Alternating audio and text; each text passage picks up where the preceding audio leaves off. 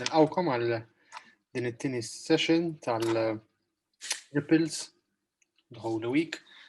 Din is-session ħadd tkun ma' Father Martin Ċilja MSSP li huwa qed imexxi bħalissa l-oratorju f'Kirkirkara. Grazzi tal-ilqajt l-istedina tagħna, Father Martin. Nibdew b'mument ta' talb fl-isem tal-Missier, tal-Iben, tal-Ispiritu Santu. Amen. Hekk Mulej Ġesu npoġġu quddiemek dal-ħin li għandna flimkien. Nirringrazzjawk ta' dan dak li ħatkun qed toffrilna llum permezz ta' Father Martin imma anke permezz ta' diskussjoni li ħajkollna. Nitolbuk Mulej li fil-qalb tagħna tqajjem għaġġ għal-liturġija ta' dan iż-żmien li dis-sena mhux ħankunu nistgħu nerġgħu ngħixuh.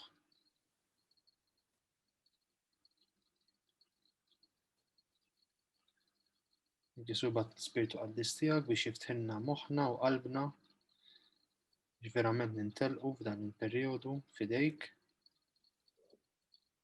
u nużawh bħala żmien ta' discerniment biex nifhmu dak li inti tixtieq minna bħala Knisja.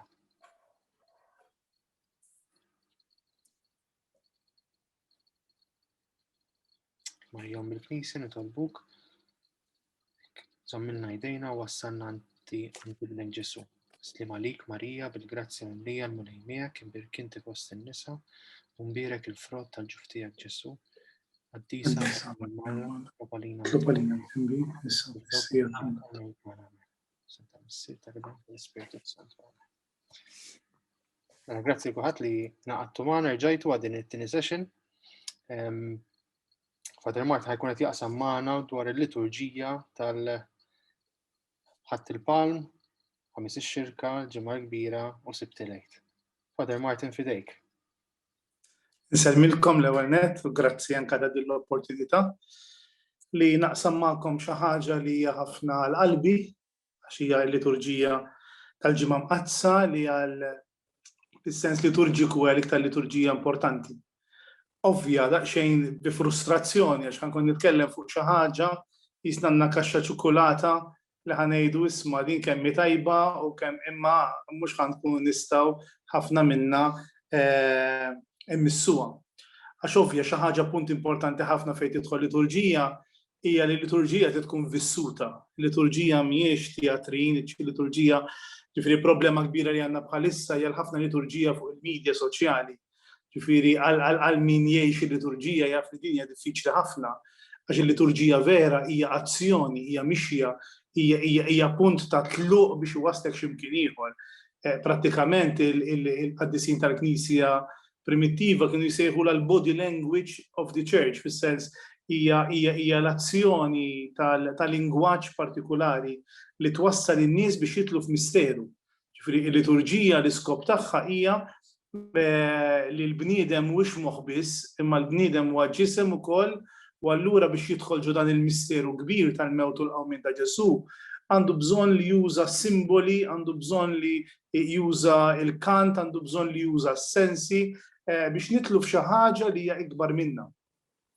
U żbuħija tal-liturġija li ma jivvintaħħix xi ħadd, imma l-liturġija żbuħija tagħha hija li waqt li komunità nisranija tkun fejn tkun qed tiċċelebra dan il-misteru taf li hemm komunitajiet oħra fid-dinja kollha li qed jiċċelebraw l-istess misteru, il-misteru tal-mewt, il-qawmien u l-ħajja ta' Ġesu. Għax dak li tiċċelebra u dak li tipprova tħabbar il-liturġija huwa dejjem Ġesu. Għalina l-liturġija hija dejjem il-Mulej Ġesu, speċjalment fil-qalba tal-misteru tiegħu, ġifieri il-misteru tal-Għid u tridu Paskwali għandu jkun il-sors u il-lejm tal-ħajja nisranija kollha, ġifieri jekk għandna gruppi, jekk għandna il-post minn fejn għandna nixorbu. U s-sors fejn għandna noħduhom, ġifieri l-mixja kollha ta' gruppi eċetera, għandha tkun dan il-misteru tal-Għid. Ġifieri naħseb jiena din għandha importanza kbira. Ovvja m'għandniex il-ħin ftit ħin biex nidħlu fuq il-liturġija as-saġġ, għax inkella nintilfu. Imma jiena nifhem ħafna u qed ngħidha minn issa li ħafna drabi bejda li ħanejt jiena u bejn realtà vissuta fil-parroċċju u fil-knejjes tagħna hemm baħar jaqsam. Għax ħafna drabi jiena ħan nipprova nagħti esperjenza li mhix mill-moħħ għax din ngħixha ħafna hawnhekk. Ħanuri ħafna immaġni għax liturġija mhijiex kliem, ħan nipprova nuża l-immaġni, skużawni qed nużaw ħafna mill-immaġni tagħna għax m'għandix immaġni oħra, mhux għax hija imma ħafna mill-immaġni huma tagħna ta' dal-post mhux stajt nuża immaġni oħra ma biex nagħmluhom kollha wara xulxin ġa kienet battikata kbira. U jiena waqt li ħan nikkummenta l-liturġija ħan nitfgħu wkoll bl-ispiritwalità li wieħed għandu jgħix. Ovvja, il-qaddisin tal-Knisja tal-bidu kienu jifhmu li liturġija għandha bżonn spjegazzjoni. Inkella tiġi qisu film mingħajr sound.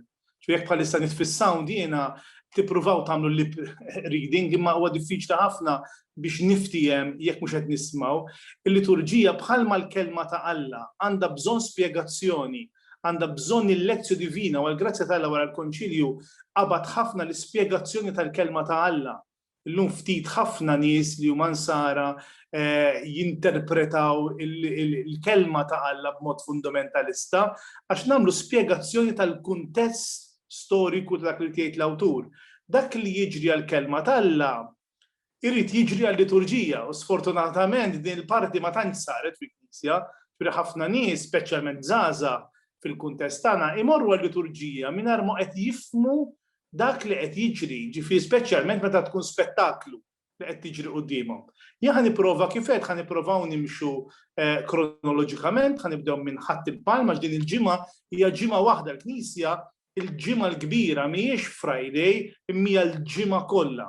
M'għandix kien biex nidħol f'kull ġurnata, imma ħa nippruvaw nidħlu fil-bidu ta' dil-mixja li tibda minn ħadd il-palm u twassal f'ħadd il-għid.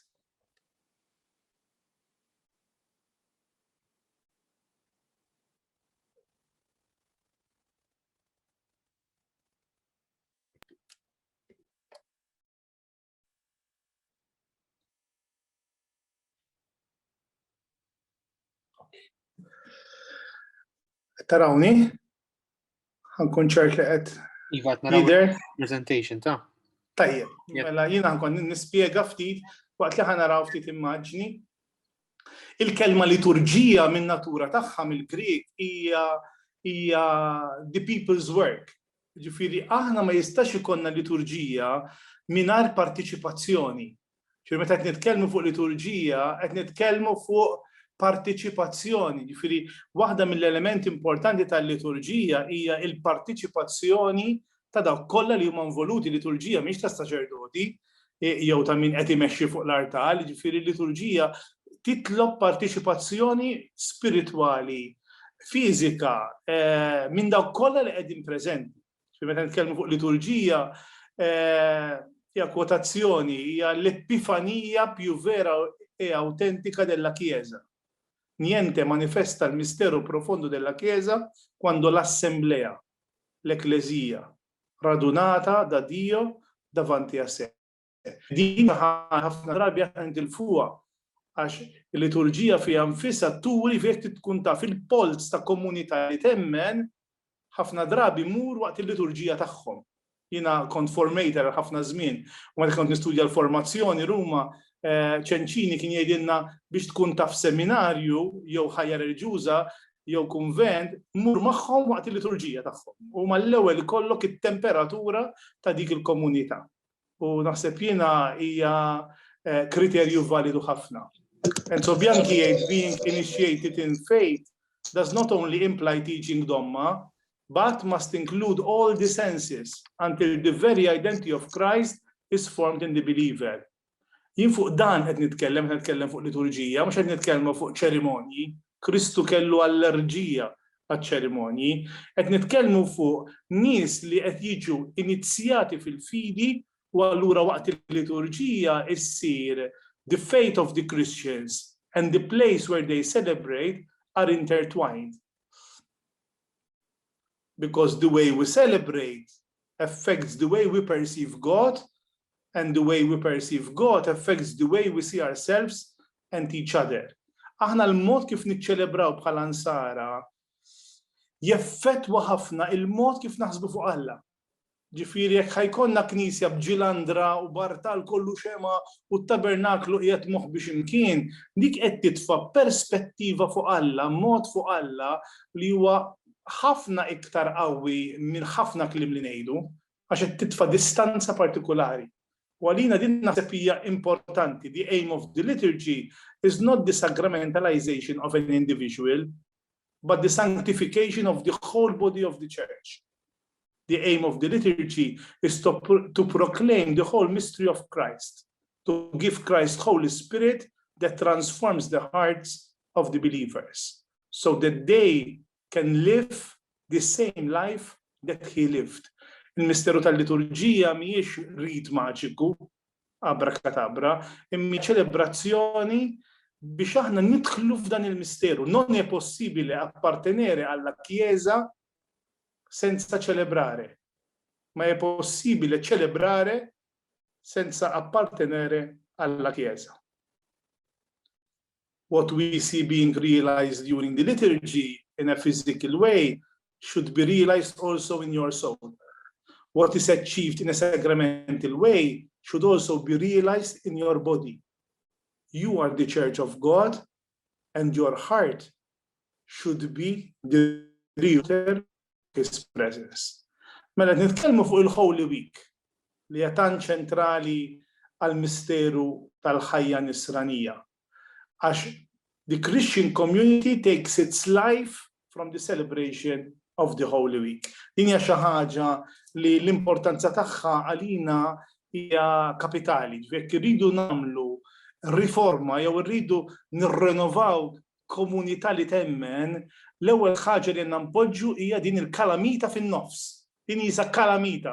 Is-sena liturġika kollha tinġabar ma' din il-kalamita.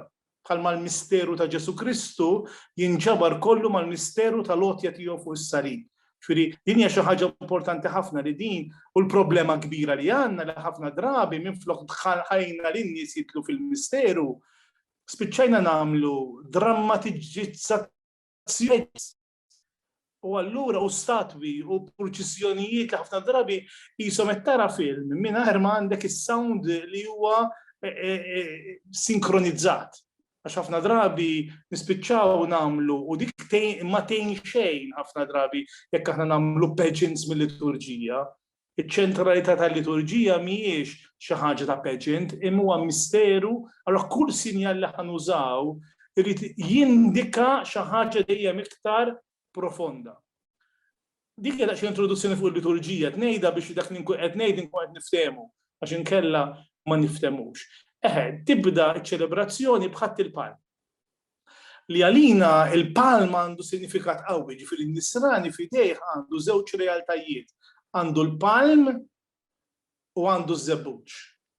Ġifieri il-palma fl-antikità kienet tfisser dejjem ir-rebħa, allura n-nisrani ħajjidħol għal din il-ġimgħa qaddisa bir-rebħa f'idejh u ż-żebbuġ kien dejjem sinjal tal-paċi. Speċjalment il-paċi li ħajġib il-Messija, il-kelma Messija fisser midluk bħal kelma Kristu. Allura n-nisrani li fidejh irid ikollu il-palma u ż-żebbuġa u dawn kellhom importanza kbira. Instab li fl-antikità meta n-nisrani kien imut u jindifen kienu jitfnuhom bil-libsa l-bajda tal-mamudija u normalment bil-palma fidejhom. Minn hemmhekk ġiet il-palma tal-martri. Fil-bidu ma kienx tal-martri biss, imma kienet ta' dawk kollha li għax daħlu fil-misteru tal-mewt u l-qawmin ta' Ġesu fil-mamudija u kif ħanaraw hemm rabta kbira bejn il-mamudija u dan il-misteru tantu hekk li l-Knisja normalment tiċċelebra il-mamudija fil-lejl tal-Eid u fl-antikità kien l-unika ġurnata li fiha kienet tiġi ċċelebrata l-mamudija li n-nisrani kienet taddih minn dan il-passaġġ ta' mewt tal-ħajja biex ma l-ewwel wieħed jinduna li qed niċċelebraw mhux il-memorja ta' xi ħaġa fil-passat, ma r-realtà vera vissuta li n-nisrani jrid jgħix ta' kull sena. Il-misteru tal-ġimgħa l-kbir, tal-ġimgħa mqazza, għan-nisrani tkun charger li qisu jiċċarġjah għas-sena kollha. Fl-ikonografija normalment dejjem hemm dawn iż-żewġ realtajiet min hu miexi wara Kristu u min qiegħed jibblokkalu triq. U Kristu it-tron tiegħu, it-tron vera huwa l-ħmar, kważi bħalma twieled mal-annimali jidħol għal din iċ-ċelebrazzjoni propju f'din ir-realtà. Kif tibda l-liturġija taħt il-palm? Tibda purċissjoni. Tibda purċissjoni bis-salib. Din hija importanti ħafna, ġifieri meta nibdew bil-purċissjoni. Jiġifieri l-purċissjoni tfisser mixja. Aħna l-purċissjonijiet kollha li nagħmlu huma purċissjonijiet normalment devozzjonali. Imma l-purċissjoni taħt il-palm hija purċissjoni liturġika. Liturġika l-ewwel netta hemm sens ta' poplu miġbur. Ġifieri qed nuri ftit immaġini għax hija xi ħaġa vera sabiħa, inti għandek poplu li huwa miġbur f'post barra mill-Knisja. Bħalma Ġesu beda l-mixja tiegħu għal Ġerusalemm minn faċċata tat-Tempju u għamel dik il-mixja minn ġieni mar Ġerusalemm jaf li hemm niżla kbira qawwija biex daħal fin-naħa tal-ġnien tal-Ġetsemani u baqa' tila u jidħol għat-Tempju b'dak il-mod, in-nistenni l-istess jibda liturġija bl-aħmar, il-kulur tal-mħabba, hija l-imħabba li jienet lil mulejjati ħajtu. Fi-sens hemm kwotazzjoni vera sabiħa li dak li żamm il-Ġesu msallab ma' salib ma kinux l-imsiem, imma l-imħabba tiegħu. Dal-jum iċ-ċelebrazzjoni prinċipali hija dejjem l-imħabba li hija fil-liturġija rappreżentata b'din il-ħmura tal-martirju u l-ħmura tal-imħabba. Tantu hekk li jinqara fil-bidu din il-mixja, jinqara il-liturġija, il-Vanġelu ta' meta Ġesu għamel din il-purċissjoni. Il-purċissjoni li għamel Ġesu u li qal jekk ma nimxux aħna jibdew jgħidu anke qabel. Hija purċissjoni li Ġesu xtaqa u li rieda. U s-sens tal-mixja hija li flimkien diħlin fil-Knisja li tiġi qisha ġuf fejn wieħed ħajerġa' jgħix il-misteri minn fejn twieled mill-ġdid. Titqisu l-żmien tal-Għid ġie ffurmat fil-Knisja prinċipalment għal katekumeni, għal dawk li kienu jkunu preparaw lhom infushom biex jaslu biex jitamdu. Hija festa ta' tfal. Ħamis ix-xirka hemm importanza ħadd il-palm, hemm importanza kbira għat-tfal. Tantu hekk li fl-ikonografija dejjem huma tfal li laqgħu il-mulej, jew aħjar min għandu l-qalb ta' tfal iż-żgħar. U allura dil-purċissjoni ninvolvu ħafna tfal tal-komunità. Kien jista' jkunx illibsuhom, ħafna minnhom illibsuhom inkella tiġi mima. It-tfal vera qed jimxu wara Ġesu. Allura din il-mixja tfal huma l-ewwel li jimxu, anzi jgħinu l-kbar biex ikunu jistgħu jersqu. Kif qed taraw hawn ħafna is-sens ta' poplu. U din fil-liturġija hija importanti, l-liturġija mhijiex azzjoni personali, immija di ħaġa ma jfhmuhiex ħafna nies, ħafna nies imorru l-quddiesa għax hija komda, għax hija jekk imorru, għax ħafna żgħażagħ laqas imorru, imma l-liturġija fiha nfisha hija poplu sħiħ li qed jiċċelebra, mhux grupp żgħir ta' nies, hija poplu. Flimkien ħajjiċċelebra dawn il-misteri. Li f'dak il-poplu hemm nies li għaddejjin mill-Mart, hemm nies għaddejjin. Dan il-poplu irid jimxi u jiċċelebra ir-rebħa ta' Kristu Sultan. Nies differenti, u ċuħ il-Kristjaneżmu il-ħin kollu hija l-fidi tar-relazzjonijiet. Alla tagħna huwa trinitarju u jitlob lill-komunità tkun ukoll trinitarja, jiġifieri tkun f'relazzjonijiet bejniethom. Propju għalhekk nagħmlu din il-mixja, għalhekk hemm dan id-berik, għalhekk hemm dan il-palm, biex niftakru li aħna kollha mexjin wara s-salib glorjuż tal-mulej. U f'dil mixja li nimxu flimkien lejn il-Knisja ssir il-post fiżiku fejn dan il-misteru aħna ħanerġgħu nesperjenzawh. Dan huwa rit li mhuwiex obbligatorju, imma li l-bib tal-Knisja jista' jkun magħluq u l-saċerdot jiftaħ dan il-bib, jiġifieri dan l-ispazju propju bis-salib. Iħabbat l darbiet u bis-salib jinfetaħ dan il-bib ġdida meta tiġi imbirka jew ikkonsagrata Knisja ġdida biex il-poplu kollu jidħol mill-istess bib.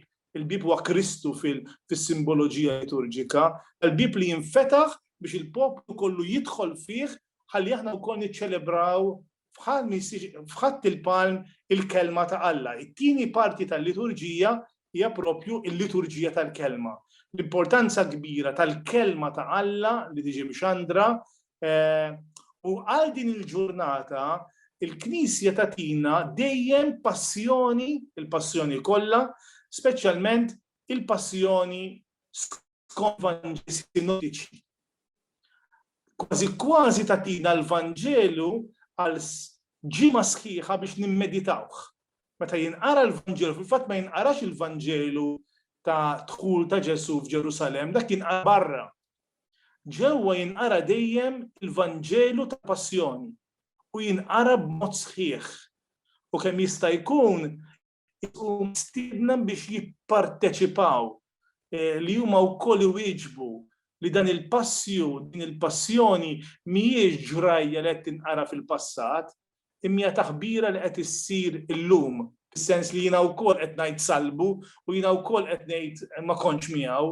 Il-liturġija tiġbor poplu sħiħ u din hija żbuħija kemm jista' jkun qudiesa waħda jew tnejn ħalli jkun hemm poplu miġbur. Is-żbuħija tal-liturġija hija l-komunità kollha miġbura flimkien, ovvja. Hawnhekk m'hawnx COVID, għax kieku diġà arrestawni, imma iż-żbuħija ta' poplu sħiħ, ta' tfal li jipparteċipaw, ta' nies li qalbhom qiegħed hemmhekk. U din titlob spjegazzjoni minn qabel, x'inkella jiġu hemmhekk mhumiex preparati.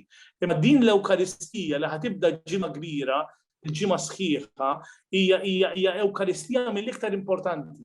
Għax bħalma Ġesu daħal Ġerusalem u rid jagħmel statement, hija l-unika darba li soltu dejjem ħarbilhom. Imma f'di ġurnata rrid, anzi kellu bżonn il-felu, Ġesu kellu bżonn il-felu. Hemm bżonn li nagħmluha din iċ-ċelebrazzjoni, hemm bżonn li jidħol u jagħmel il-profezija ta' Messija. Ġesu mhuwiex biss Ġesu ta' Nażaret bin Marija, imma Ġesu ta' Nażaret bin Marija huwa l-Messija imwiegħed, huwa il-mulej. Allura iċ-ċelebrazzjoni ta' ħadd il-palm iddur kollha mal-palm, iddur kollha mal-mixja u ddur kollha mal-passjoni. Dak kollu jseħħ għal xi ħadd li verament irid jagħti ħajtu. Din hija l-bidu tal-mixja. Ħadd il-palm.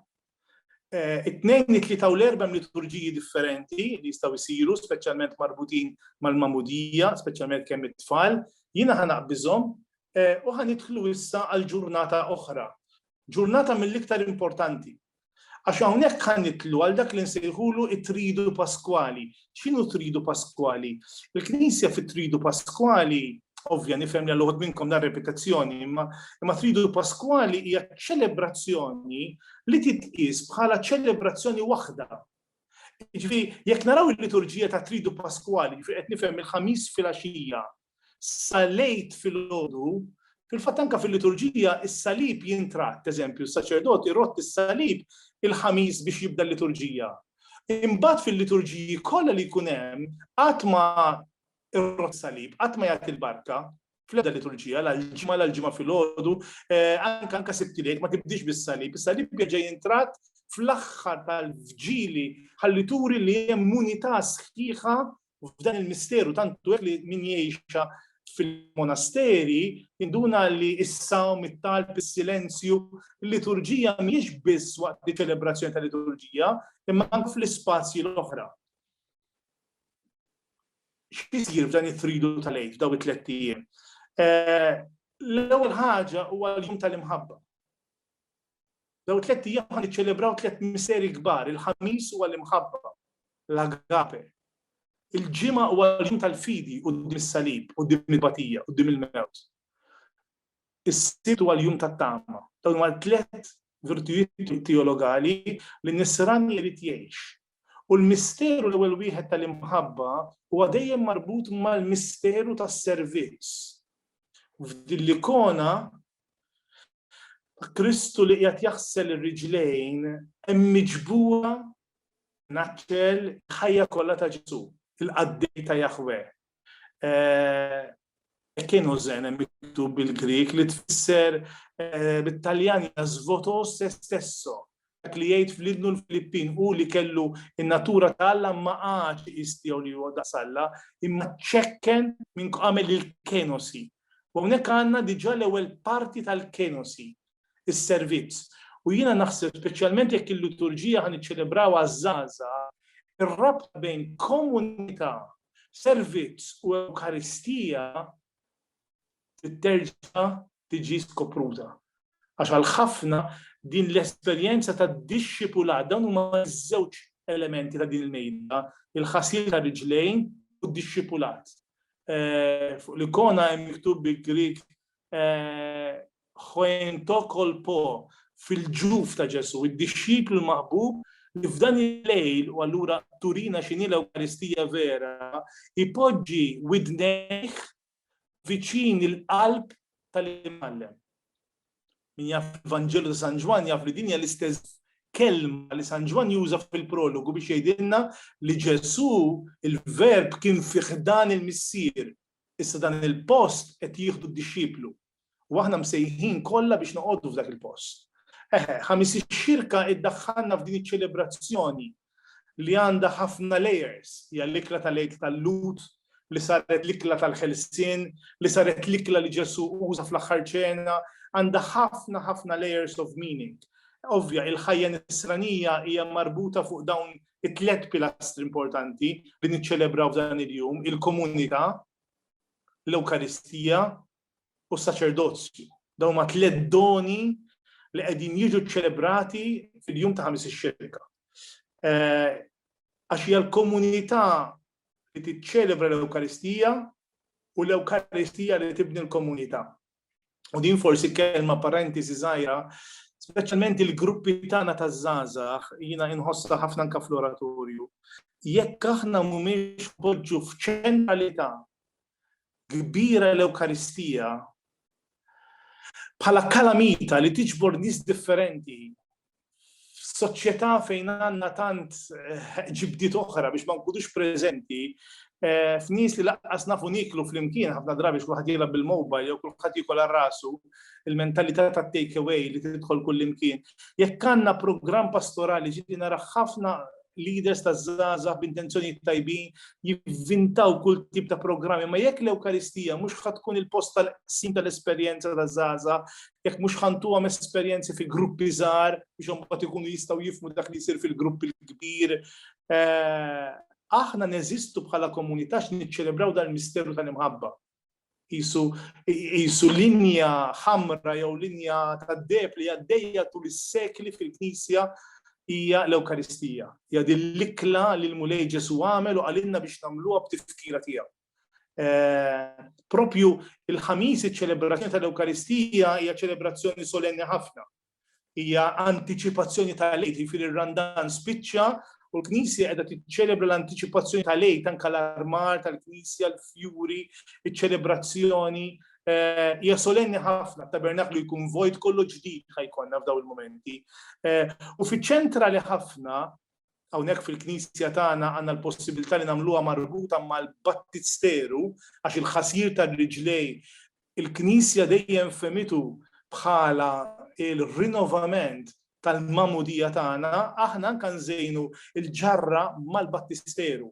Biex turi li kull sieq li ninħasel hija dejjem Ġesu Kristu li qed jaħsel bħalma ħasilna fil-mamudija. Intom kollha ndaf għax kollha għandkom il-mamudija, ma mhux il-koll. U naħseb din hija l-kelma profonda ta' Ġesu. Il-liturġija tibda billi l-Arċisqof jibgħat fil-komunitajiet iż-żejt. U allura sabiħ ħafna li fil-bidu tal-liturġija in-nies li jirrappreżentaw dan iż-żejt, eżempju aħna nippruvaw ikun hemm persuna marida eżempju, għandna persuna li għaddejja bil-kanser u qed ittella ż-żejt tal-morda u l-komunità titlob fuqha għax dak iż-żejt ħajintuża fuq in-nies kollha li ħajkollhom bżonnu matul is-sena. Naf hawnhekk għandna persuna li kienet ħatammet it-tifel tagħha din hija oħti fil-verità kienet tagħmmet in-neputi. U telat biż-żejt tirrappreżenta dak iż-żejt tal-griżma li kien ħajkun fuq iż-żejt tal-katekumeni, sorry. Dan huwa żejt tal-katekumeni li jkun ħajjintuża fuq it-tfal li ħajjitamdu. U niftakar hawnhekk m'għandniex ritratti ma kien hemm manka diaknu li tella biż-żejt tal-griżma x'kien ħajinżaħ biex jiġi konsagrat saċerdot. Li aħna wkoll nagħmlu dawn il-links, il-liturġija hija immunità fil-liturġija, mhux biss fil-ġurnata. Fil-Knisja tagħna hawnhekk għandna tabernaklu għaż-żjud li dakinhar il-djaknu jew is-saċerdot ipoġġi żjud li rċevejna propju f'dan it-tabernaklu biex fil-komunità juri mal-ewwel it-tliet ministeri prinċipali. Il-katekumenat, irridu aħna jkollna outreach għal minu l-bot, il-morda, aħna rridu nieħdu ħsieb il dawk li huma morda, u l-grizma, ġifieri aħna rridu nieħdu ħsieb id-doni tal-komunità, il-presbiterat, il-grizma tal-isqof li konna insara maturi fil-Knisja, mhux tfal. Hija komunità li tiċċelebra ħames ix-xirka, xi hija l-festa tal-komunità. U bħal dejjem f'kull liturġija tiġi ċċelebrata il-kelma, u l-kelma ħames ix-xirka hija dejjem l-istess. Naqraw il-Vanġelu ta' San Ġwan, ħalli l-enfasi tkun fuq il-ħasil ta' riġlejn. 7 verbi li juża San Ġwan, Ġesu li qam, li neża, li ħasel, li xotta, huma 7 verbi sakemm Ġesu jiġi rasu mal-art, minn wieqaf jiġi mal-art, libes il-libsa ta' taħt, marbut fardal, Tonino Bello jgħid li huwa l-unika libsa liturġika li libes Ġesu. Propju dan il-ġest huwa profetiku ħafna, ma jistax jiġi ċelebrat isu teatrin, jisna għandna ftit li qogħdu appost li qed parsi Ġesu qed jagħmel, hija vera r-realtà. Il-ħasil ta' riġlej hawnhekk għandna dan is-simbolu użat b'tant qawwa mill-Papa Franċesko. Jekk naraw il-Papa kif juża dan is-simbolu hawnhekk qed naraw ġoħabs. Il-ħasil ta' riġlej għall-ewwel insara kien jiġbor fih il-ħajja kollha ta' Ġesu. Dak il-ħasil hawnhekk qed naraw il-Papa tafu intom riċentament meta għamel dan il-ġest li jitlob li ta' rikonċiljazzjoni u tant ħasat il-kulħadd li juża dan il-ġest mill-ġdid, xi ħaġa unika, biex jitlob propju il-rikonċiljazzjoni ta' nazzjonijiet. Dal-ħasil, normalment aħna mhux biss nagħmlu fil-liturġija, eżempju il-gruppi taż-żgħażagħ jiltaqgħu bejniethom u fi gruppi żgħar jaħsu saqaj xulxin jitolbu maħfra għal weġġat li jkunu setgħu għamlu. Propju dan il-ġest is-saċerdot jagħmlu persona Kristi. Jagħmlu fil-persuna ta' Ġesu. Kif fil-liturġija kull ma jagħmel il-presbiteru jew l-isqof jagħmlu in persona Kristi, il-ħasil tar-riġlejn. Huwa simbolu qawwi ħafna. Normalment aħna nużaw nies mill-Knisja għas ikunu jafu, nagħmluha dak il-ħin, ovvja ma nistgħux naħsu s-saqaj ta' kulħadd, imma u bil-COVID ma nistgħu naħsu ta' ħadd, imma s-sinjal huwa enormi. L-istess saċerdot libes il-fardal li mbagħad ftit wara ħajkonsagra l-Ewkaristija, torbot flimkien żewġ misteri li huma żewġ faċċati tal-istess munita. L-Ewkaristija, il-preżenza ta' Ġesu fil-misteru u l-aħwa. Għandna oħtna eżempju b'diżabilità u f'ħafna komunitajiet illum daħlu jistiednu persuni b'diżabilità jew bi problemi ta' drogi biex jirrappreżentaw il-komunità l-aħħar, l-ultimi, il-foqra ta' din il-komunità. Dan huwa ġest importanti ħafna li mbagħad jaddina ħames ix-xirka għas-solennità ta' din l-Ewkaristija. Ġesu Kristu li jedina għamlu dam tifkira tiegħi ma qalix biss għall-Ewkaristija, imma qala wkoll għall-ħasil ta' riġlej. Tafu x'għamiltilkom jekk tajtuli l-mulej u li mgħallem, kif għamilt jien hekk tagħmlu intom ukoll. Jiena l-Ewkaristija he called it his body and he filled it with his Holy Spirit. Those who eat this food with faith eat fire and Holy Spirit. Efrem tas Sirja. Propju l-mejda tal-mulej, mejda armata, hekk propju s-Salm 23 inti tħejji mejda lija quddiem l-edewa tiegħi. Biż-żejt li rasi, il-komunità anke l-presbiteri miġburin kollha f'Ewkaristija waħda.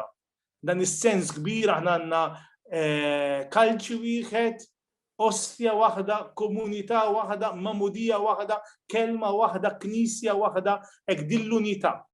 Din l-unità li hemm. The purpose of communion is to nourish the community, not just to sanctify the individual. Dan huwa kunċett vera żbaljat, ħanitqarben għalija. The unity seen from external visibility is born from a presence from within. Anke meta nqarbnu l-morda ġoddar, mhumiex iżolati, huma parti minn din il-komunjoni. Fil-fatt ħames ix-xirka jista' wieħed jgħid id-djakni jew il-min qarben biex joħroġ mill-knisja bħal ħieles kif inhu u jmur iqarben il-morda ħalli jħossuhom parti minn din il-komunjoni. Għax ħames ix-xirka anke bil-Malti il-kelma hija tant sabiħa xirka hija l-komunjoni u għalina jekk naħdmu maż-żgħażagħ il-komunità f'din il-ġurnata għandha ċentralità kbira li mħabba hija dejjem relazzjonali, dejjem imħabba mal-oħrajn. Wara li niċċelebraw l-Ewkaristija, issir l-adorazzjoni.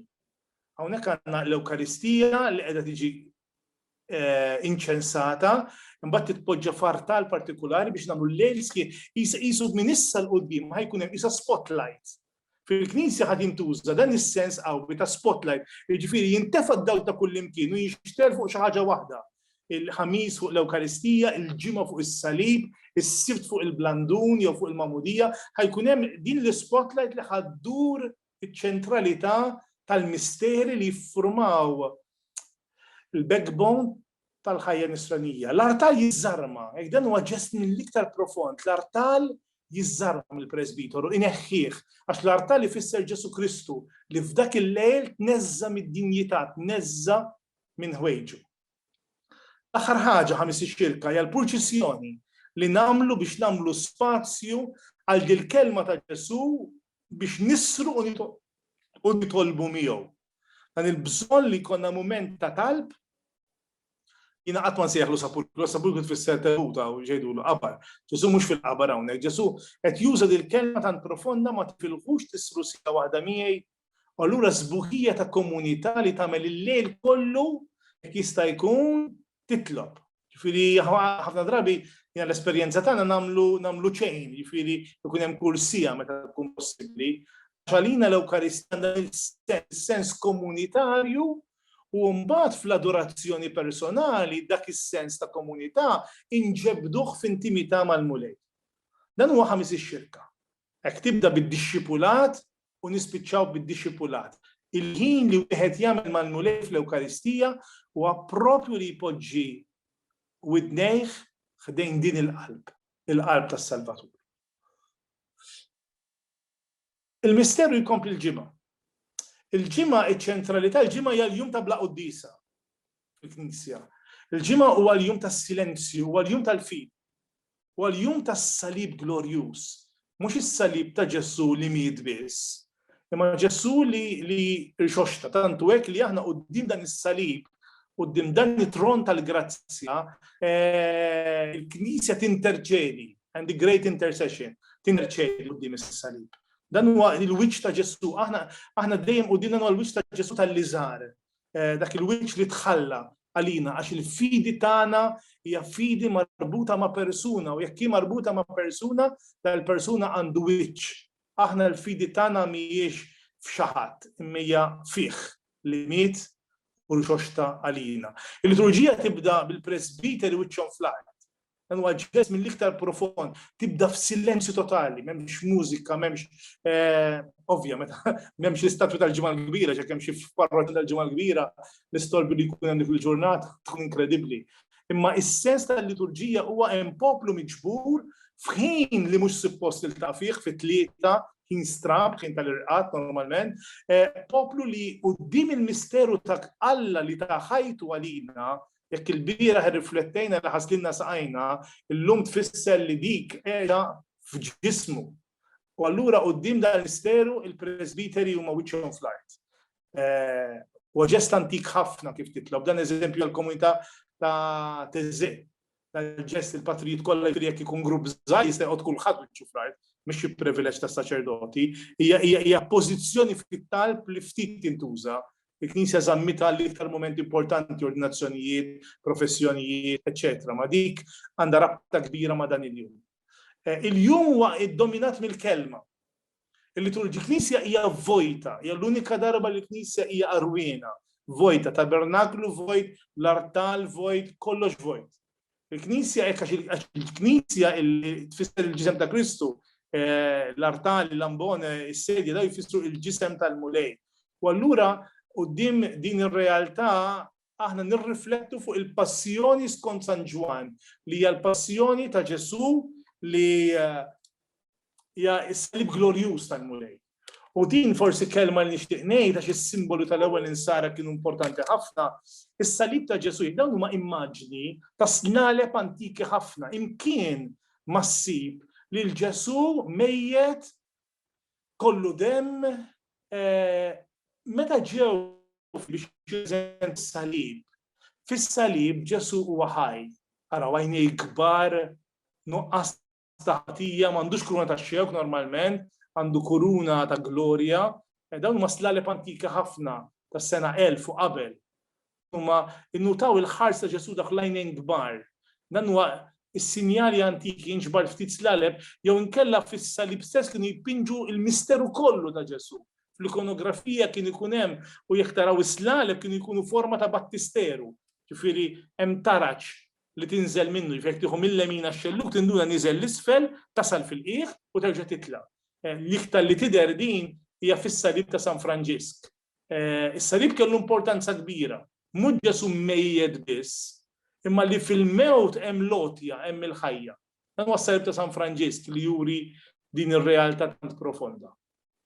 Anke jekk ikun mejjed, dejjem hemm din lotja libera, xi ħadd li qed jagħti ruħu. Tantu hekk li San Ġwan juża bħala double meaning, meta jgħid ta' ruħu għal min ma jemminx tfisser miet u għal min jemmen tfisser li ta' il-pnewma, ta' l-ispirtu tiegħu. Għalhekk dan il-jum is-salib huwa importanti ħafna u aħna naduraw da s-salib u jinkixef biċċa biċċa. Is-salib fil-ħajja tan-nisrani ħajkun dejjem misteru. Speċjalment dan jinbidel dan il-ġest meta xi ħadd ikun esperjenza mewt. Jew fil-ħajja taż-żgħażagħ ikunu esperjenzaw relazzjonijiet li tkissru. U allura l-salib jinkixef biċċa biċċa għandu valur kbir. Għal-salib jinkixef u tinduna li fih hemm persuna li tħobbni, fil-fatt is-salib jiġi venerat għal 3 darbiet. Il-biċċa jitla purċissjonalment li bes il-libsa ta' djaknu għax Kristu li bata għalina bħala għaddej ta' mulej, jinkixef lit, allura hemm xi ħadd fuq is-salib li ħajjejnek u jerġa' jiġi adorat, sakemm il-poplu kollu jara s-salib sħiħ, jiġi preżentat is-salib sħiħ, l-ikbar misteru, ġifieri mhux id-tbatija biss, imma li Alla tagħna mhux il-bogħod minn id-tbatija, anzi ħada fuq daħal fil-misteru tal-mewt. U aħna qegħdin f'kultura fejn il-mewt ħadd ma jrid imissa u fejn il-mewt ħadd ma jrid jara, allura neħħażdu jekk hemm xi COVID u naraw in-nies imutu għax mhux suppost imutu, għax aħna għandna l-illużjoni li bix-xjenza u bil-mediċina solvejna kollox. Imma aħna nafu li din mhix vera, ġifieri anke il-misteru tal-mewt ta' Ġesu bil-mewt tiegħu eret il-mewt tagħna. Allura l-adorazzjoni tas-salib issir ta' importanza kbira u għalhekk speċjalment fl-Orjent is-salib qatt ma huwa tbatija biss. Għax huma jgħidu jekk huwa bniedem imċarċar, imsawwad u kollu dmija qisu tagħmel Gibson, ma tantx ħajsta hekk. Fis-slaleb li nsara dejjem raw li s-salib ikollu id-tbatija u l-glorja ma' xulxin. Allura anke l-adorazzjoni tas-salib u tafu kemm tintuża, li eżempju l-komunità ta' Teżżejjed tagħmilha kull nhar ta' ġimgħa li żgħażagħ ikollhom mument fejn jpoġġu rashom madwar dan is-salib. U kull persuna anke nies qed jitolbu jekk il-komunità taf lil xulxin f'kull wiċċ ta' persuna tkun taf id-tbatija qed iġorr. U allura qed ibbus is-salib mhux ta' Kristu biss, is-salib tiegħek personali. Dakinhar iċ-ċentru hija dejjem is-salib. Il-persuni li qed jersqu wieħed wieħed biex da s-salib ibusuh għax da s-salib fih hemm il-qawwa, il-ħajja u t-tama tagħna. Da s-salib imbagħad jiġi iċċensat, da s-salib jiġi glorifikat, intaħ s-salib. Aħna ngħidulu is-sinjal tar-re, is-sinjal tar-rebħa. U l-ġimgħa qatt ma tiġi ċċelebrata il-passjoni biss, imma fil-ġimgħa hemm dejjem fin-nisrani iż-żerrija tal-lejl, anke l-kulur m'għadux l-iswed ma jistax jintuża fil-Knisja suppost, huwa l-aħmar. Għax l-aħmar għal darb'oħra hija l-kulur tal-imħabba, għax hija l-imħabba li tat il-forza biex jagħti ħajtu biex ma jinżilx minn as-salib.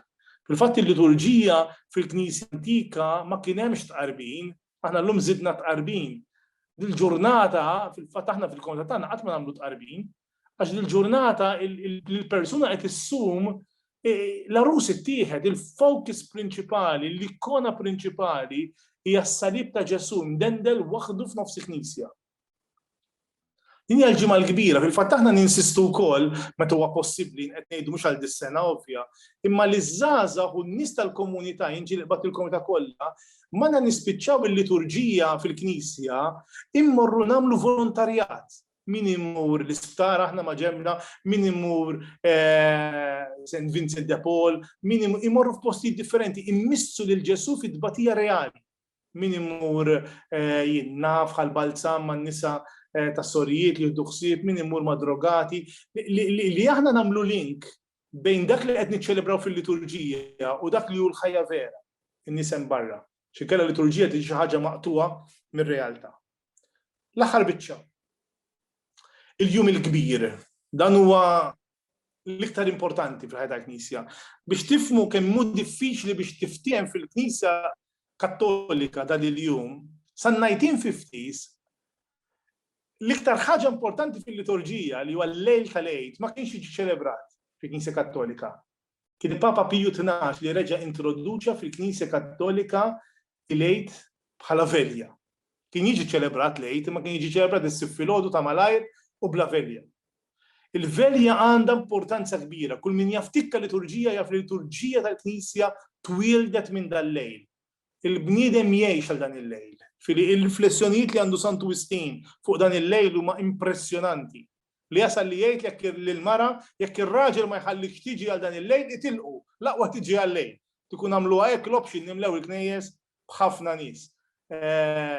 U għal-lejl li fih Kristu niżel fil-mewt biex jitella l-Adam. Din hija l-mod kif il-Knisja primittiva kienet tirrappreżenta lejl. Kristu li jinżel fil-profondità dal-għodu konet nisimgħu tok mill-isbaħ aħna l-Fathers bejnietna fuq il-kappella tar-Redemptoris Mater tal-Vatikan. U hemmhekk Rupnik pinġa it-tliet livelli ta' kif niżel Liben, li skont Efrem tas-Sirja huma tliet ġuf. U qegħdin fuq xulxin fil-kappella. L-ewwel fil-ġuf ta' Marija, fil-ġuf tal-Ar, imbagħad niżel fil-Mamudija, fil-ġuf tal-ilma, imbagħad meta ma sarx il-Ladam, Efrem tas-Sirja jgħid, ġejt fid-dinja bħal rajt tajjeb biex twittex il-Ladam. Imma meta ma sibtu kien bqajt nieżel ġol mewt biex jittellaw minn ġol qabar.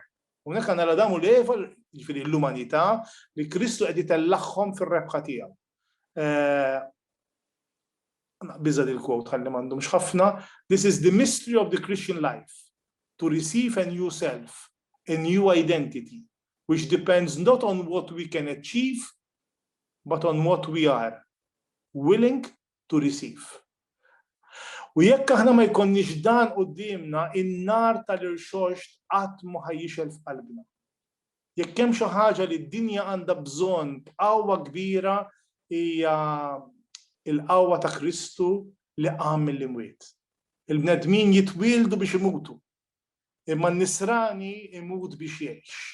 U dan huwa l-misteru tal-ħajja nisranija. U qed jibda bil-liturġija tad-dawl, l-importanza kbira tad-dawl. Hekk il-liturġija u din hija xi ħaġa primittiva fil-bniedem, ġifieri sa minn ġolerin il-bniedem kien jiċċelebra dan in-nar, il-misteru tan-nar. Għax in-nar għandu qawwa kbira jiġi mbierek, il-liturġija tibda lejl li jinbidel fjum.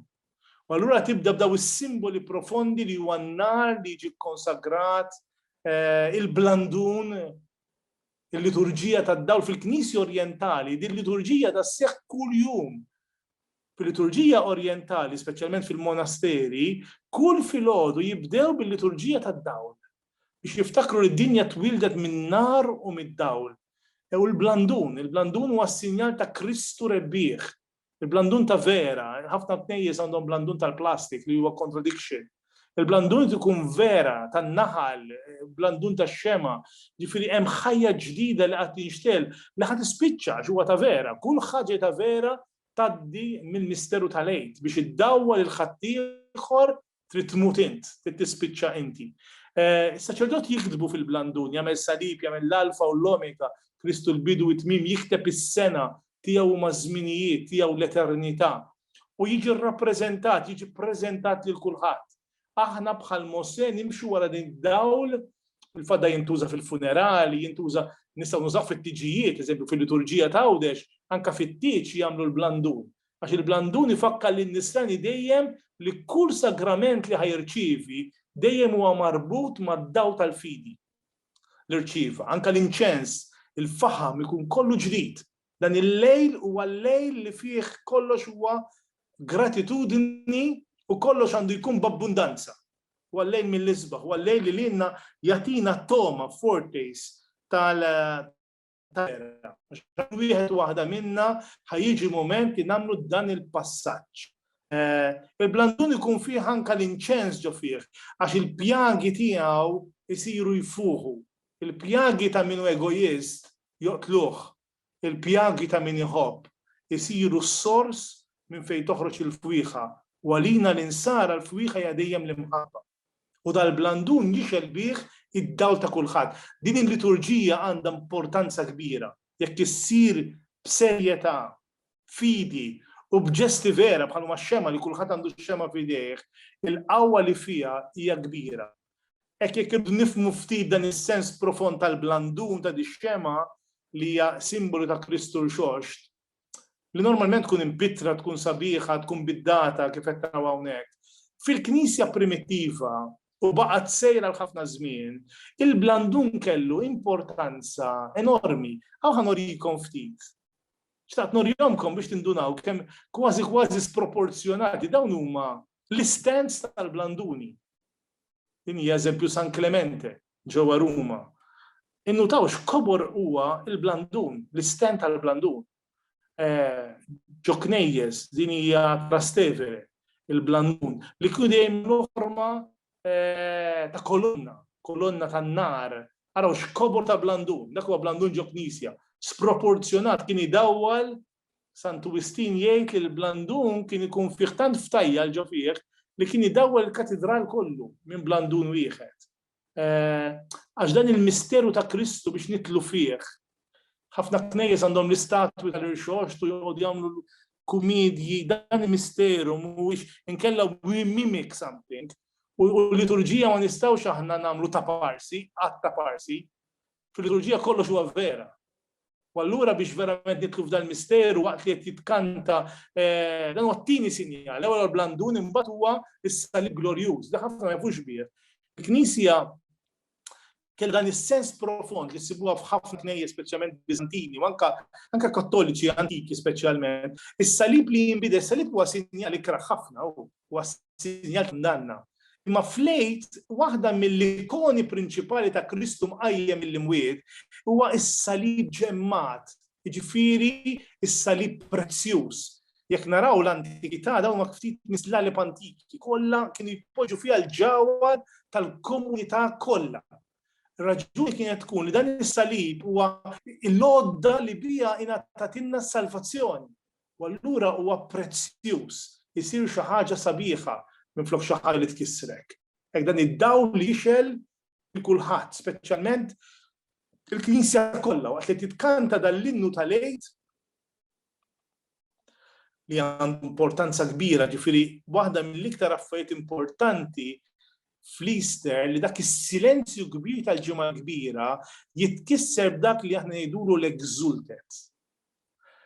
Dan l-exultet ħafna parroċċi laqqas biss ikkantaw ħla, ġifieri jew ikantaw b'xi Latin, ġifieri tibda tħabbat rasek mal-ħajt, iż-żgħażagħ kollha jifhmu fil-fatt. Dan l-exultet huwa l-iktar innu importanti fil-Knisja. Għax huwa l-innu li fih hemm miġbur mod mill-iktar sabiħ u mirqum huwa innu antikismu li anke Santu Wistin sabu hemmhekk u żid miegħu qed innu l-Kristu rebbieħ li fih hemm l-istorja kollha tas-salvazzjoni tagħna. Dan huwa l-lejl li fih Kristu qeret il-mewt u qam rebbieħ fuq is-setat tal-ħażen. Nota żgħira dan huwa parentesi fl-antikità dan huwa l-anġlu qed iħabbar il-qawmien u normalment l-ewwel insar kienu jqabblu djaknu mal-anġlu li qed ikanta l-aħbar. għalfejn tfittxu qalb il-mejtin lil dak li hu ħaj. Mhux hawn, u ħafna ikonografija bħal midin mis-Serbja jagħmlu isa il-fosqa, il-kukun li minna ħarġet il-butterfly. U għax Ġesu Kristu tant għamel bidla, għamel metamorfosi li daqet jgħidulhom ma tistgħux tfittxu intom qalb il-mejtin lil dak li hu ħaj. Il-missjoni prinċipali ta' Kristu Ġesu kienet li jippenetra bl-imħabba tiegħu id-dalma tal-lejl fil-post tan-nuqqas totali tal-imħabba. La biss jinfetaħ għal-mument biex jidħol fih id-dawl tal-qawmien u l-infern isir knisja, il-post tal-preżenza ta' Alla. Fil-knisja antika, dawn ftit għall-informazzjoni tagħkom, imma ħafna ma jafuhomx dawn, u tant narhom importanti jiena. Fil-knisja antika il-Exultet kien jinkiteb fuq pargamena kbira. Daw ma ftit li fadlinna, qed taraw id-djaknu fuq il-pulptu li qed ikkanta minn dan huma l-iktar immaġni antiki, djaknu bil-blandun u qed ikkanta l-innu tal-lejl. Ftit minnhom għadhom jeżistu dawn l-inni, dan huwa wieħed minnhom. Kienu jkunu kollha impitrin bl-ikoni biex in-nies waqt li qegħdin jaraw, waqt li qed jisimgħu, id-djaknu jkanta il-prekonju paskwali, jaraw l-ikoni niżlin waħda wara l-oħra li jirrappreżentaw dak li jkun qed ikanta. Dawn huma ftit mill-iktar prekonji antiki li għandna fil-mużewijiet. Innutaw l-importanza li l-Knisja kienet tagħti lil-lejl. Jekk taraw ikunu bil-maqlub. Maqlub ħalli meta jarawhom niżlin ikunu bil-maqlub il-kliem, ħalli hu jkun qed jaqra u niżlin qisu cartoons kif ikunu, niżlin waħda wara l-oħra, Ġesu, Marija ta' Magdala, Adam u Eva. Dawn huma l-antik kienet bil-Grek, dawn huma ftit milli kienet tuża l-Knisja antika biex fija tirrippreżenta lejl. Għadu dan huwa l-iktar wieħed famuż huwa ta' Bari. Ġabari fil-Mużew tal-Katedral kemm huwa twil. Hemm l-Exultet kollu kantat u mpitter. Għadhom sa ċertu naf żgur li jitkanta bl-istess mod. Għadhom jużaw l-istess ħaġa jitla fuq pulptu u niżlin hemm l-Exultet sħiħ. Għax dan il-lejl l-unika mod li nidħlu fih hija billi nħallu l-Ispiritu Santu jiddaħħalna f'dan misteru. Il-Knisja tkanta xi ħtija ħinja li stħaqqilna f'eddej kbir bħal dan. Hekk il-liturġija anke fil-knejjes kollha iddur mal-blandun. Jiena meta nkun qed inkanta jew nkun fil-Knisja dejjem niftakar dak li hemm f'Lumen Gentium, id-dawl ta' Kristu li jixel fuq wiċċ il-Knisja tiegħu. Hekk dan id-dawl li qed il-Knisja kollha waqt li qed kanta dan huwa l-jum li fih Kristu qeret il-mewt u qam rebbieħ fuq is-seta tal-ħażen. Hija l-ewwel parti tal-liturġija tal-Eid. It-tieni parti hija l-kelma. Fil-liturġija tal-Eid għandna is-smigħ tal-kelma ta' Alla, għandna buffet ta' kelma. Għandna 7 qari mill-Antik Testament u 2 qari mill-Ġdid Testament, 9 qari salmi l-komunità miġbura li tiċċelebra il-ħajja ta' Alla. Kemm ħaġa sabiħa li nies jipparteċipaw, li jkantaw, li jisimgħu il-kelma, ovvja, ikun hemm ħafna kelma, buffet ta' kelma. Il-kelma ta' Alla li ddaħħalna mill-Antik għall-Ġdid Testament. Sakemm jiġi mxandar il-Vanġelu, fatt il-Vanġelu fil-Knisja Antika kien ikun tant importanti dejjem fil-Vanġelu tal-fidda għammamul mod sabiħ il-kelma tal-Alla hija prezzjuża. Kelma tal-Alla hija sabiħa, jiġi inċensata il-kelma tal-Alla għax min l-ambone isir bħal blata tal-qabar minn fejn tħabbret il-qawmien. Il-lambone teoloġikament huwa l-blata tal-qabar fil-fatt suppost ikun tal-ġebel jew tal-irqam minn fejn tħabbret l-ikbar aħbar li Ġesu Kristu qam mill-rebbieħ mill-imwiet. Fil-lejl tal-Eid l-ewwel għandna l-liturġija tad-dawl, imbagħad għandna l-liturġija tal-kelma, imbagħad għandna xi ħaġa mill-iktar profonda li hija l-liturġija tal-Magħmudija. Dan il-lejl huwa twil, ewwel insarek jagħmluh lejl sħiħ. Għax fih dawk kollha li ħajsiru nsara ġodda, ovvja aħna lini hija diffiċli ħafna biex tifhmuha bit-tfal. L-ewwel insarek li jkunu adulti. Bħal meta naraw hawnhekk immaġni ta' adult, jekk Alla jrid anke f'pajjiżna bil-mod l-adulti ħajżdiedu biex jirċievu l-Magħmudija. Fi Franza eżempju naf li kull sena normalment ikun hemm bejn 7 u 8,000 adult li jirċievu l-magħmudija bir-rit tal-adulti. Għax il-magħmudija għandha qawwa kbira biex turina il-link bejn il-misteru tal-għid u l-misteru tal-ħajja l-ġdida li aħna rċevejna. Aħna din il-ħajja l-ġdida diż-żerrija li jgħid San Pawl irrid nara flilu u l-qawwa tal-qawmin tiegħu mill-imwiet u nixbħu fil-mewt biex jirnexxieli nikseb il-qawmin għall-ħajja. Dal-misteru jintuża b'simbolu ieħor, jekk simbolu antik ħafna huwa l-nar, it-tieni simbolu antik f'kull reliġjon huwa l-ilma. The origin that Christ had in the womb of his Virgin Mother, he placed it now in the baptismal font. He gave to the water the spirit that he gave to his mother. San il-jun il-kbir. Għawnek ħana mill parentesi zaħira u kol, għaxin naħseb dawn importanti għalikom, ħafna minnkom leaders, aħna tal-oħrajn, il-battisteru, l-ewwel insara, jina fissat fil-battisteri, fis-sens provide, suħobin kun naf li fid-dinja battisteri antiki kbarek għaw fuq 1000. Għannu battisteru kbir, għawnek għaw jisqof li qiegħed jammet, adult, ġo battisteru, kif suppost ikun 8-pointed. Da l-iktar battisteru antik li għanna, ta' Jura Durapos, ta' Sirja, mill-iqdem, ta' sena 200. Il-battisteri kien ikunu forma ta' salib, bit-taraċ, jagħti l-isfel, da' battisteri antiki. Il-Knisja kienet tinvesti ħafna flus fil-battisteru. Għax dal-misteru ta' mewtu ħajja, immaġinaw kemm hija fqira meta tmur ġo xi parroċċja jagħmlulek bawlek minn daw tas-soppa u tikka ilma ma jmurx il-baby jibki. Ġifieri il-battisteru għall-ewwel insara kellu qawwa enormi. Dan huwa l-battisteru eżempju enormi ta' Kostantinopli. Immaġinaw mimli bl-ilma fil-jum b'salib taħt. Għall-ewwel insara dan kien xi ħaġa mill-iktar importanti f'kull komunità. Jekk tmorru fi knisja antika f'xi kantuniera dejjem ħassibu battisteru. Immaġinaw dan kollu bil-mużajk. Għax simboliku ħafna l-battisteru, da qiegħed il-Libja eżempju. Kollu simboliku. Għax fil-battisteru tinżel isuġuf u titla bniedem ġdid. Bil-mod li bdew jibnu kdejjes sħaħ għall-battisteru. Bil-mod insibu kdejjes sħaħ u tifmu kemm għandha importanza il-magħmudija kienet issir darba fis-sena. Immaġinaw spazju bħal dan mibni għal darba fis-sena. Għax il-pastorali kollha tal-ewwel insara kienet propju din. L-persuna tesperjenza anka fil-ġisem tagħha, fis-sensi tagħha, il-ħajja ġdida ta' filjolanza ta' ulied li rċevejna minn ġuf ieħor. Jekk aħna twilidna kollha mill-ġuf tal-omm, hemm ġuf ieħor li minnu nsiru ulied Alla li hija kollu don. Daw battisteri moderni, daw eżempju wieħed modern għadu kemm isir, ġo katedral, battisteru kbir, is-salib, iċ-ċentralità tal-misteru tal-magħmudija.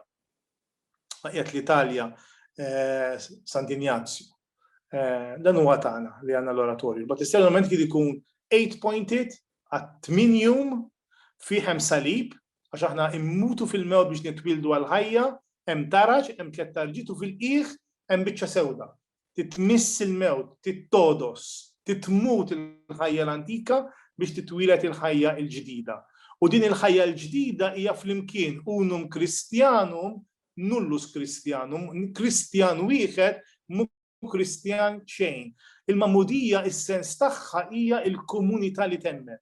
Hawnhekk għandna il-komunità miġbura kollha madwar il-battisteru, it-tfal li ħafna minnhom tagħmdu hawnhekk ukoll. F'dal-battisteru issir talba profonda, hija talba vera sabiħa, u f'nofs dit-talba s-saċerdot jaqbad il-blandun li huwa ġbija ta' Kristu. Anka ġbija hija vera profonda, kważi juża Papa Giovanni Paolutini eżempju. Il-blandun huwa Felix imbil, huwa forma ta' raġel. Il-ġuf huma forma ta' mara.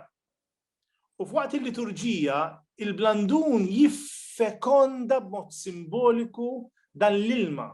Kristu li jagħti l-ħajja biex dan l-ilma bħal ġuf li jiġi fekondat minn ta' mħabba, dan l-att ta' mħabba ta' Kristu u l-Knisja tiegħu, il-fatt Papa Giovanni Paolutini fit-teoloġija tal-ġisem jgħidilna li dak huwa wieħed mill-iktar ġesti liturġiki profondi għas-sesswalità.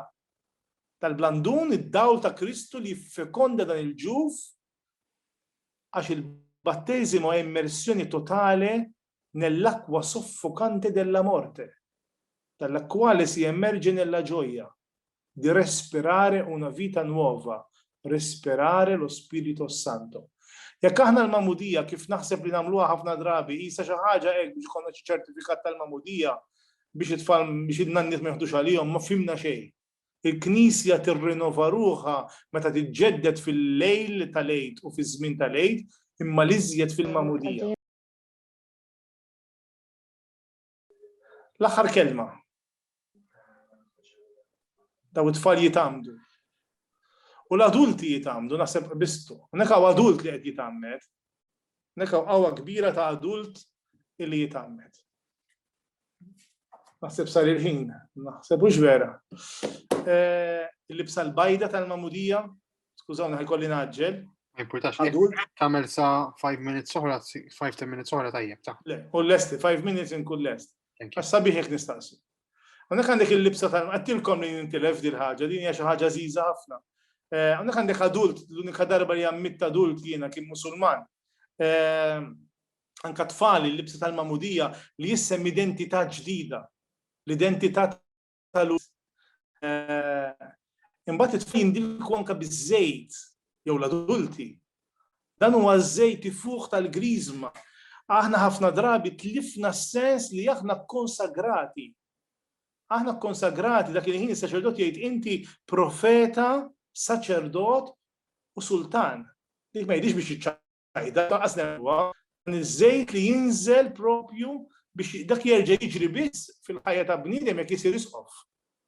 Imma fil-mamudija l-istess żejt li jikkonsagra r-ras tal-isqof jikkonsagra l-irjus tal-fidili kollha, il-moħħ. Imbagħad issir l-effeta, is-sinjal tas-salib fuq il-fomm u fuq il-widnejn għax in-nisrani veru jekk huwa konsagrat, allura Kristjan, għax il-kelma Kristu tfisser midluk, ħajkollu din il-qawwa li l-fidi tiġi mis-smigħ. U jekk ikollu l-fidi li tiġi mis-smigħ, ikun jista' wkoll jipproklama. Għax ħafna nies jipproklamaw minn moħħhom u mhux minn qalbhom il-fidi vera. Imbagħad tingħata id-dawl ta' Kristu. Ovvja meta jkun adult bħal huwa dan, bħal huwa David li qed taraw hawnhekk, dakinhar aħna nagħmlu 3 sagramenti flimkien. Il-Knisja, speċjalment primittiva, kienet tinsisti li s-sagramenti tal-inizjazzjoni jsiru f'daqqa. Jiġifieri il-mamudija, il-griżma u l-Ewkaristija. Aħna anke l-order bid-dinnilhom, jiġifieri hawnhekk għandu dan il-ġest profond. L-aħħar moment, il-liturġija tad-dawl fl-Easter insrani li għandu dan in-nar li jinbidel f'dawl. Nutaw kemm hu sabiħ il-ġest, ifmu li bdejna r-randam bl-irmiet. Normalment huwa n-nar li jinbidel f'irmiet, imma n-nisrani huwa l-irmiet li jinbidel f'dawl. Bħalma il-bniedem normalment jitwieled biex imut, in-nisrani imut biex jitwieled. U dan huma il-DNA tal-fidi tagħna. U allura l-ewwel għandna d-dawl, imbagħad għandna l-kelma, imbagħad għandna l-mamudija, imbagħad għandna iċ-ċelebrazzjoni tal-Eid, il-ikla tat-tieċ tal-ħaruf. Allura hawnhekk hija importanti ħafna li n-nies kollha jerċievu l-ilma tal-mamudija, il-poplu kollu jiċċelebra dan il-lejl li l-nies kollha u li s-sawma tinkiser ukoll billi tiġi ċċelebrata l-mejda tal-mulej. Il-mejda tal-mulej l-Ewkaristija li lilna ddaħħalna f'50 jum ta' festa. Jiġifieri jekk ir-randan huma 40 jum ta' preparazzjoni għall-Eid. L-Eid isir qisu springboard li lilna ddaħħalna f'50 jum ta' festa. Din ukoll jara rismu li ssiba f'xi komunità. Ġie laqqas 8 jiem tal-Eid ma niċċelebraw ta' wara. Imma l-50 jum ta' festa għax il-milja tal-Eid huwa l-Pentekoste, huwa spiritu li jiġi moti. U allura din l-Ewkaristija f'nofsa tafu l-qabel il-missierna nagħtu id-dawl tax-xema lill-missirijiet, dawn il-missirijiet waqt il-mamudija. Għax il-missier għandu rol importanti ħafna. Irid juri l-wiċċ tal-missier lil uliedu. U allura fil-lejl tal-Eid jew fil-ġurnata tal-Eid nagħtu aħna wkoll id-dawl lill-missirijiet qabel ma ngħidu l-missierna. Għax huma biss l-ulied li jistgħu jduru lejn Alla u jgħidulu Abba. Ħafna drabi naħduhom for granted u aħna bil-mamudija l-ewwel insara it-talba tal-missierna ma kienu jgħiduha qatt qabel ma jitgħamdu. Għax dan huwa l-misteru tal-Ewkaristija li huwa l-qsim tal-ħobs li daħħalna f'din il-festa ta' Kristu li minn issa l-qudiem jekk taraw iż-żmien tal-Eid, forsi xi darba jkollna nagħmlu spjegazzjoni żmien tal-Eid liturġikament, iż-żmien tal-Eid huwa żmien tad-deriet. U Ġesu Kristu li ħin kollu jdaħħalna fi profondità ikbar, ifittex id-dixxipli ta' Emmaus, ifittex il-Tumas, ir-raj li ħin kollu jfittex l-oħrajn biex jikkonvinċihom bl-esperjenza tal-qawmin tiegħu Marija ta' Magdala, d-dixxipli ħdejn il-baħar tal-Galilija, jfittex il-Pawlu fit-triq ta' Damasku, ir-raj it-tajjeb, ir-rabaħat. Dawn huma importanti ħafna jien id-dil jintom il-frijej, għax aħna dak il-kustat li nidħlu.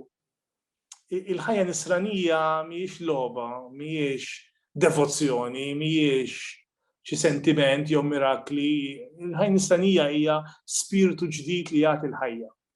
U jekk għandna bżonn xi ħaġa, aħna għandna bżonn nidħlu f'din rebħa tal-ħaruf. Hekk propju f'dan iż-żmien tal-Eid li jdaħħalna propju f'dak li jgħid l-Apokalissi li hemm ġlieda. Imma din ġlieda hija diġà mirbuħa. In-nisrani huwa l-bniedem tal-Eid. U tafu kemm hi diffiċli għalina li għal sen oħra ma niċċelebrawx l-Eid hija xi ħaġa diffiċli ħafna qatt mesperjenzajniha f'ħajjitna kollha li għal sentej sħaħ il-poplu nisrani mhux ħajkollu din iċ-ċarċ. U allura forsi din l-ispjegazzjoni tagħtina ħafna biex aħna nidħlu iktar fil-mistagoġija tiegħu, nidħlu iktar fil-profondità. Għax jekk aħna daw is-sinjali jiena nibqa' ċassat kemm aħna kapaċi minn xi ħaġa vera sabiħa bħal misteru tal-Eid ma nħalluhiex tkun ċentrali, indaħlu affarijiet fil-ġenb u nagħmluhom ċentru, l-attenzjoni tittieħed x'imkien ieħor, li Kristu għamil l-imwiet għalina hija il-fulkru, il-ċentru, aħna qisu għandna Garigor. U l-Garigor dejjem ikollu ċentru li fuq jinbnew it-taraġġ kollha. U t-taraġġ kollha tal-ħajja nisranija u tal-pastorali iduru propju ma' dan iċ-ċentru, ma' dan in-nar, ma' da Kristu li jinżel fil-qiegħ biex jitella l-Adam. U nagħlaq da żewġ quotes. It-tnejn jogħġbuni ħafna lili. Bħalma x-xita tinżel mis-sema sal-qiegħ net tal-art.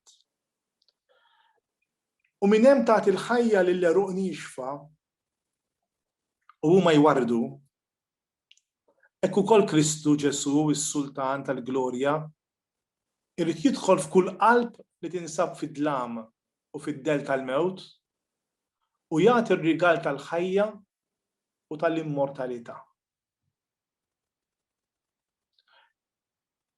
U din hija quotation oħra mill-isbaħ tal-qaddisin tal-Knisja tal-bidu San Makarju. Meta tisma' li l-mulej ħeles l-erwieħ ta' dawk li kienu fid-dlam, meta niżel fl-art l-imwiet u wetta opra meraviljuża bid-dawl tal-kelma tiegħu, taħsibx li din hija ġrajja hija l-bot minnek. Għax il-mulej irrid ukoll jinżel fil-qiegħ ta' qalbek bir-rebħa tiegħu u jbiddel il-qalb tal-ġebel tiegħek billi jkisser il-ktajjen li jżommuk il-sir u jiftaħ il-qabar ta' ruħek. Għax bħalma x-xemx li hi maħluqa tippenetra kull fejn tidħol bid-dawl tagħha sa fil-ħofor ta' sriep moħbija l-art u sal-għerien tal-iljuni hekk Kristu Ġesu jinżel fil-qiegħ u jtella l-dawk kollha mid-dlamijiet tal-mewt. Amen. Jindaxtaqt naqsam magħkom biex aħna jkollna tikka iktar profondità f'misteru li jiġi ċelebrat biss mhux fuq il-ħsieb imma jintużaw is-sensi kollha, ir-riħa, l-inċens, il-fwieħa, l-fjuri, is-smieħ, il-kant, it-tejst, l-Ewkaristija, il-ġisem niżlu għall-kubtejna nqomu bil-wifqa, nintuża s-sensi kollha biex aħna nitlu f'misteru li huwa ħafna iktar lil mis-sensi tagħna. Ħalli bekk għalina dan ikun rehearsal ta' vera biex in-nisrani ma jibżax mill-mewt, imma ikollu fih iż-żerrija tal-ħajja ta' dejjem. Grazzi Father Martin, ta' dak li samt magħna. Żgur li tajtna x'no modu, verament jekk iż-żazax tagħna nippreparawhom issa lejt li jmiss l-liturġija. Xi mistoqsijiet kien hawn persuna diġà saqsit xi ħaġa, Father. Daniela Bord saqsit fir-ritratt ta' Żjud hemm xi raġuni għala wieħed huwa iktar memli minn l-ieħor? Le ta' għax daqshekk badilna l-isqof. Forsi hawn xi ħadd jixtieq jisaqsim x'mistoqsija. Iva, mela. Slim Father Martin, mingħand Michael Cilia de Bono. U grazzi. Jidher li l-palm il-ħasil tas-saqaj l-Ewkaristija, il-ħasil tas-saqajn eċetera, kollha jidhru fl-iskrittura. Però jidher li l-blandum ma jissemmix. Għandna xi ħielta minn fejn żvolġiet is-simbolu tal-blandum? Jissemma ħafna fl-Esodu. Il-poplu ta' Alla fl-Esodu kien jimxi wara l-kolonna tan-nar. Jiġifieri liturġikament is-simbolu tal-blandum ifmu li meta kienu jiċċelebraw fl-antikità ma kien hemmx dawl, jiġifieri x-xema kellha importanza kbira. Ġifieri ma kienx biss tintuża biex tkun simbolu, ma kienet tintuża biex wieħed ikun jista' jara. Imma is-sens profond tal-blandun dejjem ġi mis-sens ta' Iżrael li kien miexi wara d-dawl bil-lejl waqt li miexi l-mixja mid-deżert għall-Arti Mweda. U allura n-nisrani fatwa simbolu mill-iktar sabiħ, n-nisrani miexi wara dan il-blandun biex jidħol fl-Arti Mweda, wara kien jitpoġġa fuq Ġesu jgħidilna titqis li Ġesu li ħin kollu jgħid li huwa d-dawl tad-dinja, jiġifieri f'ħafna mill-ikoni fejn Ġesu jidher bħala bil-ktieb miftuħ, normalment fih ikun hemm ego eimi ħofos li jien id-dawl tad-dinja u l-ewwel insara li jom kien importanti ħafna d-dawl. Jiġifieri kifet huwa is-simbolu tad-dawl huwa xi ħaġa fl-antropoloġija hija f'kull kultura. Jiġifieri l-bniedem meta skopra n-nar, imma lina għandu qawwa ikbar. In-nar isħana, idewweb, idawwal, jaħraq il-ħażin. In-nar bħall-ilma għalhekk huma kollha simbolu tal-Ispirtu, dejjem għandhom is-simbolu li jirdu xi ħaġa imma mbagħad joħolqu xi ħaġa ġdida. Mela, kellna mistoqsija oħra minn Godfrey Xikluna, meta semmit minn ponot tal-Battisteru għal liema tmien tiem jirreferu. Ma jeżistix it-tmien jum fil-istorja, imma huwa jum li nsejħulu huwa jum tal-parużija. Ġifieri Ġesu Kristu ma laqa mill-imwiet għalina li nemmnu huwa jum ieħor. Huwa l-jum eskatoloġiku, għal-jum kif ħanaqbad ngħid, daqsxejn diffiċli din mistoqsija, imma l-ewwel insara, ma l-ewwel fehmu li barra l-istorja li hija ta' seba' hemm xi ħaġa oħra iktar profonda li aħna din l-istorja meta tispiċċa għan-nisrani ħatibda storja oħra u dik l-istorja l-bidu tagħha hija l-qawmin ta' Ġesu mill-imwiet. U għalina allura għandu sens qawwi jekk Alla tagħna jaħdem fl-istorja, allura aħna dejjem għandna storja ġdida. U l-ewwel insara din kienet xi ħaġa li bnew biha ħafna affarijiet. It-tmien ponot, ġifieri, ebda mis-salib ta' Malta l-argument tal-kavallieri, magħmul fuq tmien ponot, ġifieri kien jintuża ħafna bħala simbolu għax huma l-beatitudnijiet ukoll huma tminja, eccetera. Imma hija xi ħaġa li hija beyond us, meta nitkellmu fuq it-tmien jum, qed nitkellmu fuq dak il-jum mingħajr tmiem. Jekk il-jiem kollha għandhom it-tmiem, dan huwa jum ta' bla tmiem. Għandna mistoqsija oħra. Since we can't celebrate the liturgy all together this year, is there something which can be done to help our young people still live the spirit of the Triduum, the spirit of Easter? Ħafna li jista' jsir. Ovvja, jiena di opinjoni personali sewwa, ġifieri ma nafx hekk kienx korrett jew le, ma I'm very strong about it. Jiena ma nħoss li liturġija tista' tiġi ċċelebrata bil-mezzi tal-komunikazzjoni. Jaqbad niddaħ meta nara l-Buddistana fil-mezzi tal-komunikazzjoni. Nistgħu nagħmlu affarijiet oħra, di bħall-ikel, nistgħu niklu ma nafx intom, imma nistgħu nieklu flimkien minn fuq il-Zoom, ma nafx hekk tistgħu, x'jiena ma nigolx minn fuq iż-Zoom, irrid li kelda vera. Fis-sens, nistgħu nitkellmu fuq iż-Zoom, nistgħu nużaw il-mezzi tal-komunikazzjoni biex nidħlu fiktar profondità, imma ġifieri jiena nemmen ħafna fiha din il-ħaġa, ġifieri Mbagħad jekk ħassir liturġija fuq it-television għal-inqas tkun sura ġifieri għax hemm min anke l-kamera tkun rasa l-isfel u l-qassis ikom xi nuċċalijiet u b'simboli oħra li m'għandhomx jaqsmu xejn mal-liturġija. Ġifieri anke jekk ħassir fuq mezzi tal-komunikazzjoni għax nifhem li hawn nies imma speċjalment iż-żgħażagħ